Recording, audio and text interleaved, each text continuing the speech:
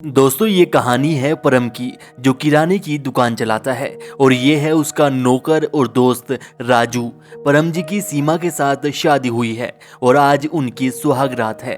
दोनों एक दूसरे से बातें करते हैं और जैसे ही करीब आने लगते हैं तो परम जी की बैटरी डाउन हो जाती है और वह दौड़कर बाथरूम की ओर चला जाता है। लेकिन थोड़ी ही देर बाद वह आकर सीमा के साथ उन रंगीन पलों का आनंद लेता है, जिसकी अगली सुबह सीमा बहाना बनाकर परम को बाथरूम में बुला लेती है और उसके करीब जाने लगती है। लेकिन ये काम सिर्फ रात में शुभ होता है, दिन में नहीं, यह कहकर परम वहां से चला जाता है। फिर सीमा खाना लेकर दुकान पर जाती है और परम जी के करीब जाने की कोशिश करती है, लेकिन परम जी फिर से बहाना बनाकर सीमा को वहां से भेज देता है और हमेशा ऐसा ही चलता है।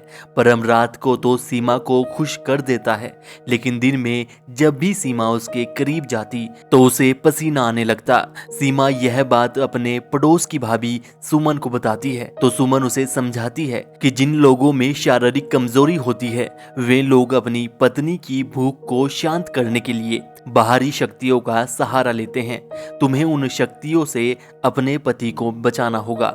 जिसके अगले दिन सीमा एक बाबा से परम जी को झड़वाती है और उसके हाथ पर कलेवा बांधती है और दूध में भभूत मिलाकर परम को देने लगती है।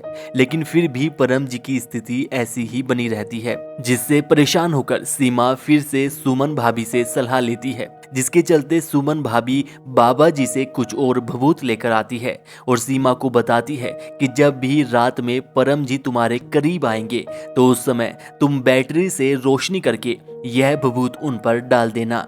और सीमा ऐसा ही करती है, वह भभूत को अपने बेड के नीचे रखकर पड़ जाती है। फिर जब रात में परम जी सीमा के करीब आते हैं तो वह एक हाथ से बैटरी लेकर जैसे ही परम के ऊपर भभूत डालने लगती है तो उसकी आंखें खुली की खुली रह जाती है, क्योंकि वहां परम की जगह पर राजू था। और सीमा अब सारी कहानी समझ जाती है।